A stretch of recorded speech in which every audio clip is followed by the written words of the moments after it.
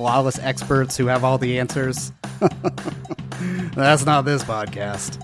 Instead, we chat with professionals who love what they do, have wisdom to share, and can laugh at their own mistakes. I'm Mark, and I'm the host of the WorkPlay Solutions podcast. So let's laugh, learn, and discover the joy of work. Boo, boo, boo.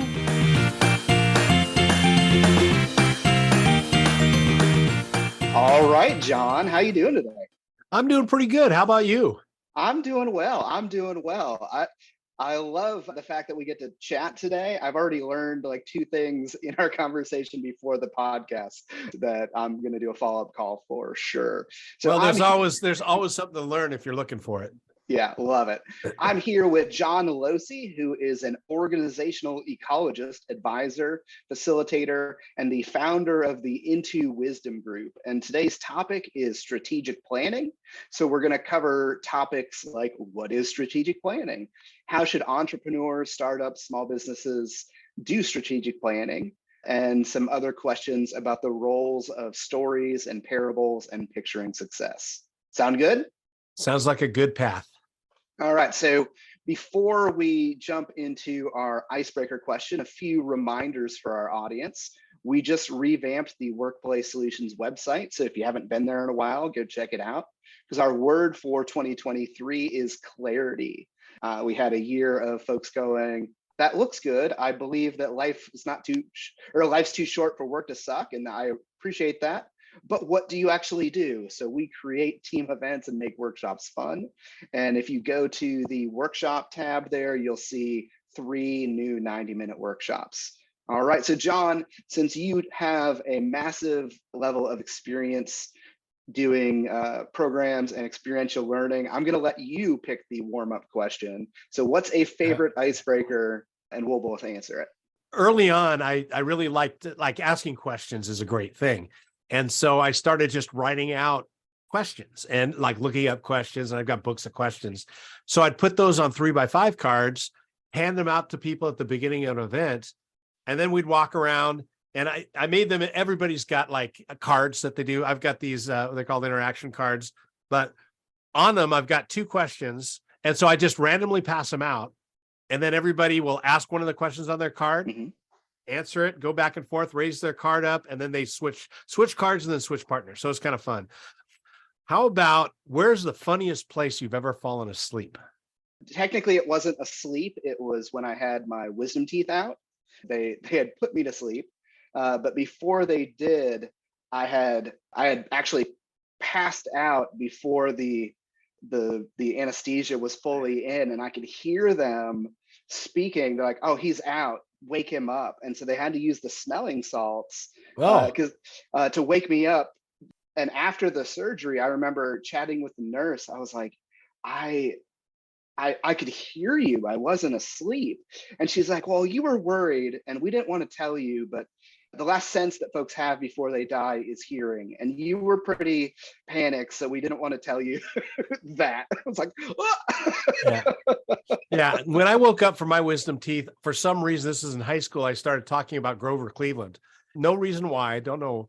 But for me, the funniest place, I fell asleep all the time. When I was in college, there's very little evidence that I was a student. So I'd fall asleep on the grass outside the biology building. And if one particular person in my class, she would always walk by and wake me up and take me to class. If she didn't come to class, I didn't either.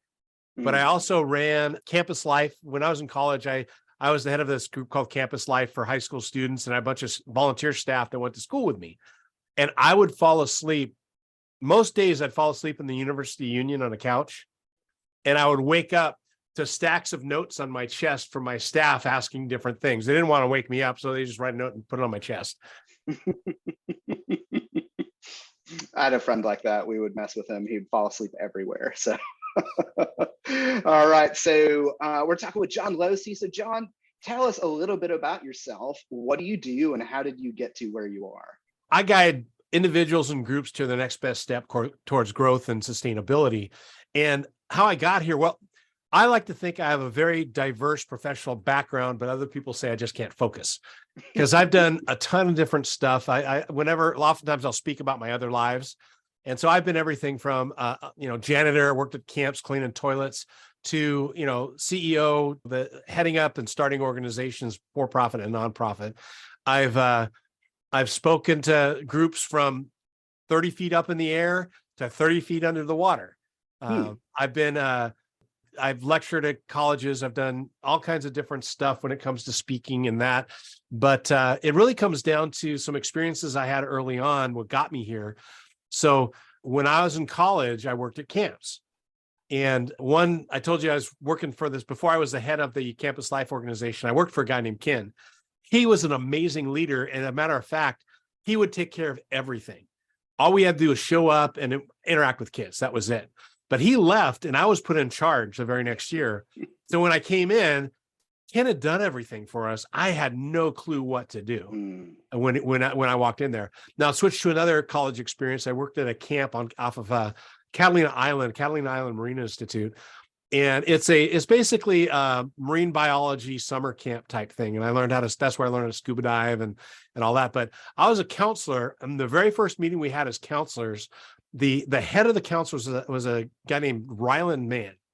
Ryland walks in the meeting, former Marine supply sergeant, holds his coffee cup up, and he says, "If I ever have to put my coffee cup down, I'm doing somebody else's job." Hey, good start, Ryland. Way to go. But the thing about it was that he was totally willing to set his coffee cup down and help anybody out. So by the time we were done with orientation, I knew my job. By halfway through the summer, I knew everybody else's job. By the end of summer, I knew Ryland's job. And so what that taught me as I teach and I lead and I work with different people, I want to empower people to do what I do and more than what I do. So I get great joy when I see past staff people or people that I've coached or whatever, just doing things far and above what I could ever do. That's just so amazing to me. So that's how I got to do what I do. That's what gives me a lot of my stories, are things like being 30 feet underwater in scuba gear with a microphone mask on. And we would lecture up to the boat as we'd find different things. We'd be diving around, do a night dive and find different things and then talk about the biology of whatever was out there. I just need to know what's something interesting you found in one of those adventures. Well, I've been bitten by a shark. Really? Yeah. It was about this big, about maybe 12 inches, and it's called a horn shark. And they eat like shellfish and stuff. So, but when you stick your finger in their mouth, they tend to bite you. So it's a great little, when people ask, say something that you think nobody else has ever experienced. So. No, you play Never Have I Ever. I got bit by a shark, and you're the only one moving. Yeah, I've got a pretty good list of things I've been bitten by. So, oh man, I am tempted to go down that rabbit trail. We won't. I'll stay on task, but later on we can do a follow-up with a whole episode on stuff I've been bitten by. I love it, John. You are full of ideas. So today we're talking about strategic planning, and I'm thankful to have someone with as much experience and wisdom as John here. So John, how would you define strategic planning? So I know probably a lot of people out there, if you've been part of any organization, you've heard the phrase strategic planning. And most of the time it's like the leaders get together and they cast a vision and then they set goals and objectives and things like that. For me, I've got a little broader definition because I think it applies to more than just organizational development. Coming from a guiding background, I used to take people in the backcountry, and there are questions that you would ask. And mostly it's like, what do you want to get out of this trip? Where do you want to end up? And that's how you start your planning. So for me, it's the idea of defining the gap between where you are and where you want to be before you start, and then be intentional about the steps you take to get there. So it always starts with defining your success, defining your destination. And then you go with, let's talk about where we're starting from. And then you develop your plan. And that comes from this concept of transformation happens when you picture success first and you don't let your limitations play into how you define where you want to end up. Okay. Can you speak a little more to that idea? Yeah, we know a couple of things that if you define success based on, or you start off with just talking about issues and problems, the tendency is to recreate the conditions that got you into those conditions and problems. Hmm. And there's good brain science around, you have neural pathways that you've developed. And if you keep on grooving those neural pathways, you're just going to recreate the conditions that got you there. So by starting with defining success first, or picturing what success would look like first, there's the tendency to step outside those grooves.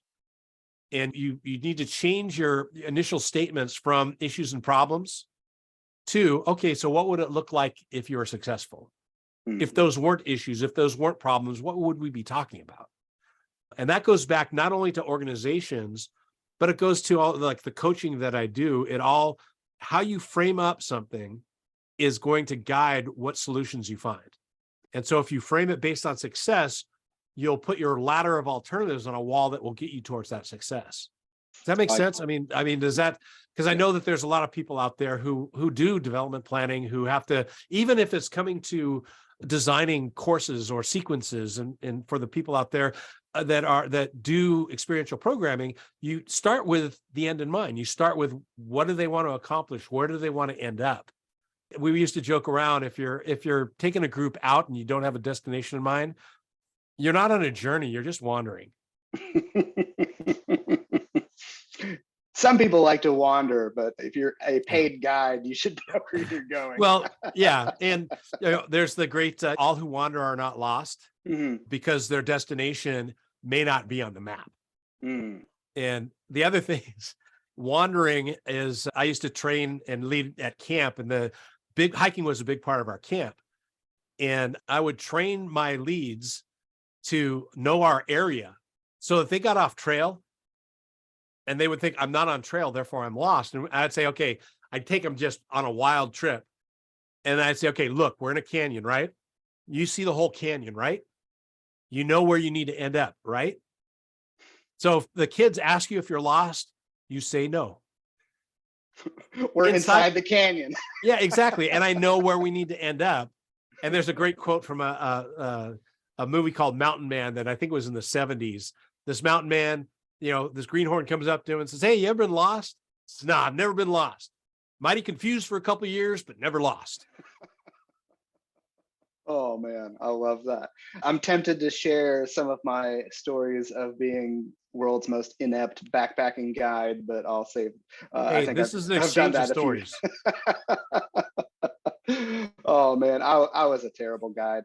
I led a backpacking trip on the Appalachian Trail, and it was just like a 3-day circuit, not anything epic, but I got lost in the parking lot of the campsite because it was Standing Indian Mountain in North Carolina, which is this massive campsite on the way to the trail, and I didn't have a map of the camp.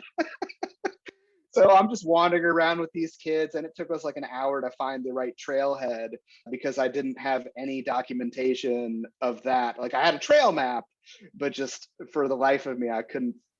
And it's not a good way to start a journey into the woods where I was the solo guide, and they're like, you can't even find the trail. Yeah, that could create some trust issues. Yeah. So I don't do that anymore, thankfully. Going back to something you said about framing the planning, I learned a technique a couple years ago where folks imagine that you're at the celebration party accomplishing what you've set out to do, and then you're just recalling the steps you've already taken as a planning method, which I tried one time and found it fascinating, where you're not saying, what do we need to do to achieve the goal? You're framing the question, we've already achieved the goal, we're celebrating, just remind me of what we did last year. And it was a fascinating way of having that conversation, challenging for folks to think in that lens, but I really enjoyed it. Yeah. Well, and what I would do, I'd do an exercise like that where it's either your eulogy or your retirement party or something like that. And it's not what you did, but what are people celebrating? And asking, because that's your success will be what they celebrate. And the steps will come later.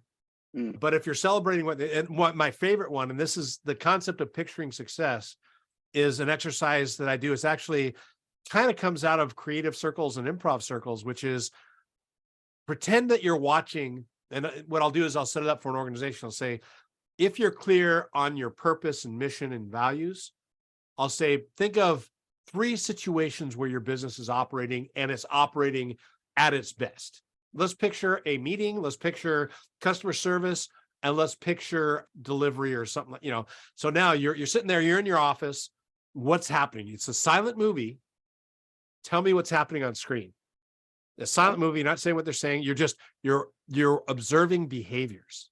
And if your organization is functioning at its highest level, what do you see happening on screen in meetings? What do you see in the office interactions? What do you see customer interactions? And you can come up with many as you want.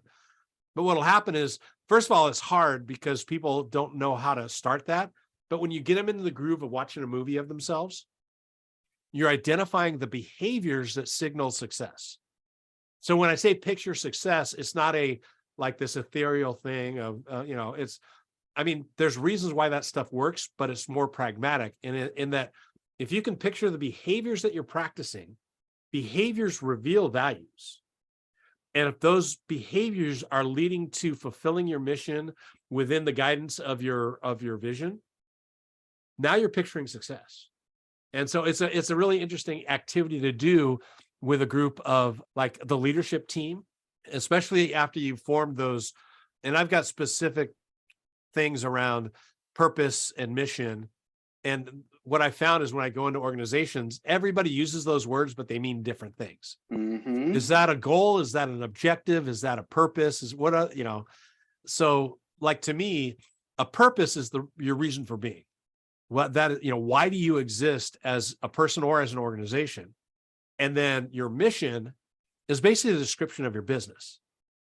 It's a lot of people will, and I like doing it that way because then your purpose can cast the big picture and it can be visionary. It could be out there. That's why you exist. It doesn't even have to relate to the business you're in. But then you have your mission just describes what you do, what you accomplish. And it kind of fits with like in the military, the mission is what you're going to do. We're going to go get this, do this.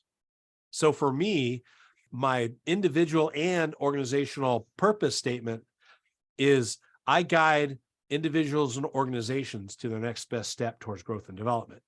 My mission is to design experiences and resources to help individual and organizations develop. The mission statement doesn't need to be sexy. It just needs to help focus you to know what's in scope and out of scope. Okay. Your vision, it gives you the energy to move forward. You said vision. Do you use vision? Purpose. Yeah. Is vision and purpose synonymous, or are those two different things? I tend to use them interchangeably. I try to be more disciplined, and I didn't do it that time. But I've got a whole thing on typical uses of all those words, mm-hmm. and then how I use them and why. Okay. And it really doesn't matter if I walk into an organization, they have clearly defined meanings to mission, vision, values, goals, outcomes. If they have clearly, then I'll go with what they use so that we have a common language. That's the more important thing, is making sure you have a shared language around what you're working on. True. Like that, you're making me reflect even on my own business, saying, in your terms, the purpose would be life's too short for work to suck. And I've said that my mission is to restore joy and purpose to the workplace, but that's just a rehashing of life's too short for work to suck. So would in your terms, my mission be more the what I do statement of we create team events and make workshops fun. So that's like what my business does. That you would say that's my mission. Yeah. Okay. Yeah. And I would say even cut it down to, we create engaging team workshops. Yeah. You don't even have to have a descriptor there, mm-hmm. a qualifier, maybe. I've got an exercise that I do with people and organizations called the 8-word purpose statement. And the format is basically use 8 words, and it starts off with a verb, and then basically a description of your audience or subjects, and then outcomes. And you try and essentialize it, and this is part of your word clarify, and you get it down to 8 words. So originally mine was, I guide people to their next best step. And once you get it down to the essential, you've really worked hard to iterate down that much. Then you add a couple words here and there to flesh it out. But in the process of getting it down to 8 words, you find clarity and essence. I just counted. I'm at 8. We create team events and make workshops fun. Yeah. 8. Does that? Yeah. How would you? The words, especially the verb, needs to resonate with you. Okay. And if create has deep and powerful pulling meaning to you, great. But play with the words until you everybody says I help, but not everybody guides, not everybody designs, and so play with the words that really resonate with you. And because this is what will pull you forward. And also it'll make it more this turns into your elevator pitch. Hey, Mark, what do you do? And then you just, hey, we create powerful interactive team experiences. And then you get in there, who is your audience? Who are you shooting for? Okay. Now, the weakness in mine is because people in organizations might be too broad, but I don't know. I should probably, and that's a direction that I could do with my planning, is to focus a little bit. As you can see from my work history, do I bring my plunger to unplunge a toilet, or do I bring my microphone to speak to people? Yeah, and I didn't mean to turn this into a consulting call for my business, but I think these examples are practical applications of how you work with folks. And in essence, and I mean, we're telling a story as we do this. Yeah. And it just happens to be your story, but people listening, listen to this. You people out there, listen to this as Mark representing your story. That's a good transition point. How should entrepreneurs, startups, small businesses, pick whichever category you want to start with, do strategic planning? What's the right way? I'm always cautious when the word should or right way come out there. How could that's better, because what we end up doing is shooting all over ourselves. And I should have, I could have, I would have, that kind of stuff. So my thing is that how might perhaps, and I'm not being wishy-washy. I just know that there are lots of good ways of doing this. And as much as I'd like to say I found the secret sauce, I know the secret to get you into this, really it's about matching your way to a method that you choose. I would think what should happen is choose a method. Do it on purpose. So I've done this I've been a part of a team that's doing strategic planning. I've facilitated strategic planning, and I've done it for myself. Typically it's leaders and all these other people getting together to cast vision and create objectives.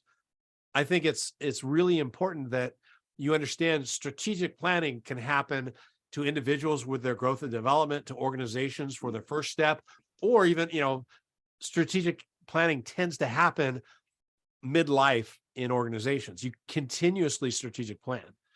And it's a matter of find something that works for you and for your organization. And we talked a little bit about this. I think the very first thing, if any of these groups, if you're an entrepreneur, a startup, a small business, it's shifting your thinking from issues and problems to picturing success. Okay. And that's the first step. First is just be intentional about have a way that you're going to do this, and then don't walk into it. You'll start with an issue or a problem or roadblocks that you see. That most often is your starting point. You have this feeling of I'm not where I want to be, and this is an obstacle, this is a problem, these are the issues we face. And it's intentionally taking a deep breath and asking yourself, all right, but what do I want success to look like? What's my destination? And that to me is one of the big mistakes that most individuals and organizations do, is they start with their current state. Okay. They start with where they're at, and they end up planning based on information and context that will only take them back to where they started. You'll recreate the issues that you're trying to avoid. I think it was attributed to Einstein, who said, we need to solve problems at a different level than what they were created at. And that's when you're working on any kind of plan, strategic or otherwise, you don't want to end up in the same context that you started. You want to change the context. And when you start with your problems, you start with your current state, you'll tend to recreate that. It's I talked a little bit about the neural pathway stuff, is that we have a groove that we're used to thinking in. And if you can find ways to lift yourself out of that groove, like the silent movie exercise, it forces you out of that habitual way of thinking. Yeah, it made me start thinking about this idea. You've said organizational ecologist, so an organization as an ecosystem. Would you say that organizations also have those ways of thinking, those pathways based on their norms or their culture? Well, Where Mark, we've always done it that yeah. way, though. We've always done it that way. And when I started exploring the ecosystem stuff, I've got a background in biology. The whole ecosystem stuff makes sense to me. But then as I thought about it, okay, thinking in systems, this systems thinking thing that came out of MIT, it's a powerful way of thinking about things. And I know that natural ecosystems are fragile. And you get a little bit out of whack. Ecosystems are trying to maintain stasis. And if something radical changes, then the natural ecosystem radically changes, not always for the best. But managed ecosystems, farms, gardens, they start with outcomes. We want to grow this crop. We want to have this kind of yield.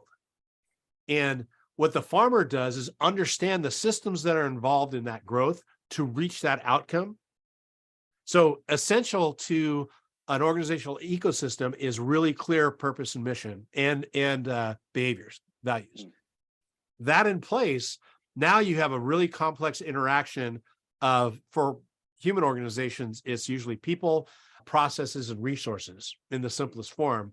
And including in that aren't just those three things, but the relationship between all of them and how they interact. And so this idea of an organizational ecosystem, managed ecosystem, first of all, the intentionally provocative statement is that the most important leadership competency is farming and exploring that. So the most important component of all that is the purpose, the mission, and the behaviors. And if you've got those, now we can start talking about how to strategize to get to the outcomes that you want. And the other piece of that is that it's about, you're never going to get rid of silos in an organization. And there's people that are on a quest to eliminate silos. What you need to do is manage the interactions between those silos, manage the white space or manage the open space between those so that they're all moving forward. Now, if your leadership team has worked on and created your strategic plan together, and they know that their primary mission and primary purpose is the success of the organization and not the success of their fiefdoms or their silos, now all of a sudden the strategic plan is going to move the whole thing forward, not just my space. When you're working with a client and you discover one of those things, maybe their values are a poster on the wall, but not something that actually is held by the employees, or they're trying to create their own kingdom. I'm curious, how do you deal with that as a consultant? Well, it's pretty typical. I was working in a large corporation. Like, I think at one point when I was there, we had like 12 or 13,000 people. And we got a memo. The executive sent out a memo. There's actually two. And one was a list of, this is who we are, which is value statement. And then this is who we are not. And everybody laughed because this is who we are not is this is who we are. And this is who we are was a list of this is what we wish we were. That aspirational values. Right. Yeah. And which is good. But, we all laughed because it was like, no, this is who we are. And it seemed inauthentic. Yeah. So many times, first of all, I don't necessarily start with values. Okay. I'll do this thing called an organizational game planning retreat. Okay. Where I take them offsite, usually for a couple of days, and we just walk through the sequence that I have that it ends up into a playbook that they carry with them. But one of the things we do after we've talked about purpose, and right after we talked about purpose, we talk about behaviors. Mm-hmm. And I asked them to imagine, like, who's the poster person that is behaving the way you wish everybody in your organization would behave? Now, who's the person who is like maybe not living it? And we start listing the behaviors. We also do the silent picture exercise, and we generate a whole bunch of information about the behaviors that they wish everybody would have. And because behaviors reveal what you value. Now we've started a great conversation about, all right, so this is based on what you are saying are the key behaviors. And we talk about like core behaviors are the behaviors that you want that are already being demonstrated in your organization. And so those are core. Those are already there. And then we can talk about aspirational behaviors, the behaviors that you wish your people were following. And then we can also talk about accidental behaviors. So let me give an example. I worked with one organization where they were talking about the behaviors that they wanted and that they wanted to, and somebody said, you know what, so-and-so, whenever they see trash on the ground, they pick it up because it just looks out of place. And what that worked into is their behavior was, we pick up the trash. But what they were getting at, their value was, we value attention to detail and paying attention to what's around us. That was the value. They had a hard and fast example of that value in a behavior. Now, another one go ahead. You were. Oh, no, I'm nodding because I'm hearing that, and that's so much more powerful than just seeing the word integrity on a list. It's like, really? Well, and for like things like integrity and that kind of thing, to me, and this is what that's permission to play. Yeah. If there's a business if there's an organization in your field that isn't integrous, that's a problem. They're not going to be able to survive. So to me, you hire for these permission to play values or behaviors. So, go out, if you go out and you have your list of values, teamwork, integrity, honesty, innovation, which are all great. But if you go out there and, 80% of the other organizations have those same values listed, they're permission to play. They, your organization, you need to assume those things and hire for those things. But then you have the core values, which you expect will be passed along. You have the aspirational values. And then you have like accidental values are the ones that when, as an outsider, I would go in, let's say I walk into, there's an establishment. They have lots of places on the mall. I won't name names, but you walk in, you say, wow, you must value good looking white young people because that's all you have working in your store. Is that on purpose or is that accidental? If it's accidental, do you want to do that? And if it's on purpose, do you think you're going to be attracting the right people as customers and as employees? By your behavior, you're demonstrating that's what you value. Today, we've been chatting with John Losey of IntoWisdom Group, who is an organizational ecologist and advisor facilitator about strategic planning. Stay tuned for part 2. If you enjoy this podcast, please leave a review, tell a friend, give us a gold star, or call my grandma.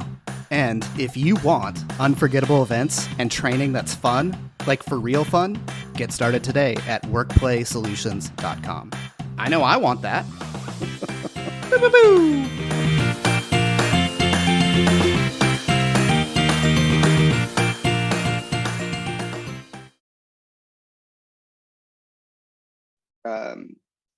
Golly, I'm blanking. I'm gonna have to cut this out.